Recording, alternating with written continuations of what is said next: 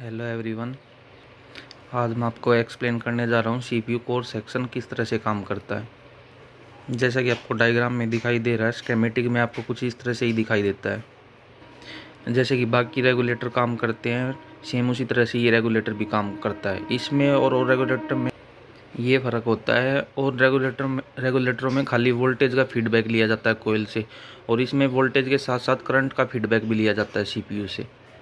जब laptop motherboard पे voltage inter करती है तो वहाँ पे वोल्टेज हाई होती है और करंट कम होता है, जैसे 20 वोल्ट, 2 एम्पियर, 3 एम्पियर। और यहाँ तक आते आते वोल्टेज 1 वोल्ट से 1.5 वोल्ट तक होती है, और एम्पियर 30 टू 40 एम्पियर तक हो जाता है।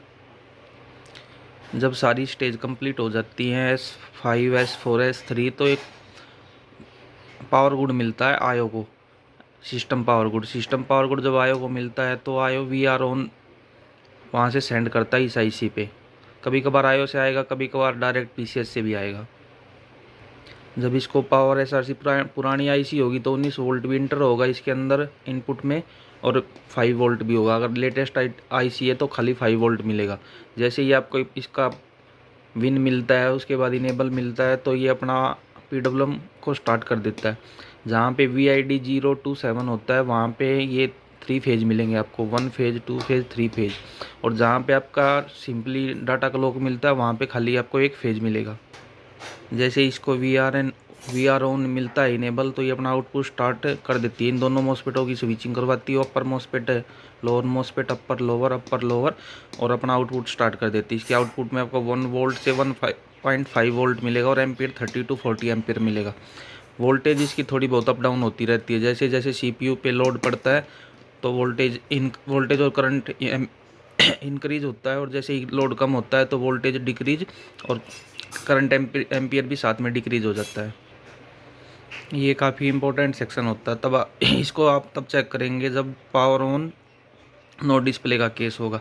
ये सारी चीज़ें प्रॉपर होनी चाहिए। अगर आईसी की सारी इनपुट आउटपुट प्रॉपर होंगी तो फिर लास्ट में ये आईसी पावर गुड निकालेगा। ये पावर गुड जाके क्लॉक सेक्शन का इनेबल बनेगा। तो जब भी हमारे पास पावर ऑन नो डिस्प्ले का केस आता है तो इस सेक्शन को हम स्टेप बाय स्टेप चेक करेंगे। इस आईसी में 30 टू 40 पिन होती है। तो अब जब भी हमें इस सेक्शन में प्रॉब्लम मिलेगी तो हम हर एक पिन को डीपली चेक करेंगे, आउटपुट इनपुट सब कुछ चेक करेंगे, तब जाके हमें एग्जैक्ट फॉल्ट पता चलेगा कहाँ पे है। ये काफ़ी इंपॉर्टेंट सेक्शन होता है। इस सेक्शन के बाद आपका GFX कोर की सप्लाई बनती है। GFX की कई बार पहले भी बन जाती है इससे, और कई बार बाद में भी बनती है। वो मदरबोर्ड के आर्किटेक्चर पर डिपेंड करता है, डिज़ाइन किस तरह से किया गया है। यहाँ पे 1-2 पिन और होती हैं जिसमें थर्मल सेक्शन होता है, जो आप हीट सेंस करता है, वो भी आपका प्रॉपर होना चाहिए। इसके सराउंडिंग में जो जो चीज़ें होती हैं उसका, जैसे रेजिस्टेंस वगैरह, कैपेसिटर वगैरह लीकेज नहीं होनी चाहिए, और रजिस्टर वगैरह की वैल्यू इंक्रीज नहीं होनी चाहिए। सारी चीज़ें प्रॉपर होनी चाहिए। तो तब हमारे पास ऐसे केस आते हैं पावर ऑन नो डिस्प्ले का, तो हम इस सेक्शन को प्रॉपर चेक करेंगे तो हमें एग्जैक्ट फॉल्ट मिल ही जाएगा। अगर आपको वीडियो अच्छी लगती है तो वीडियो को लाइक करिए, चैनल को सब्सक्राइब करिए।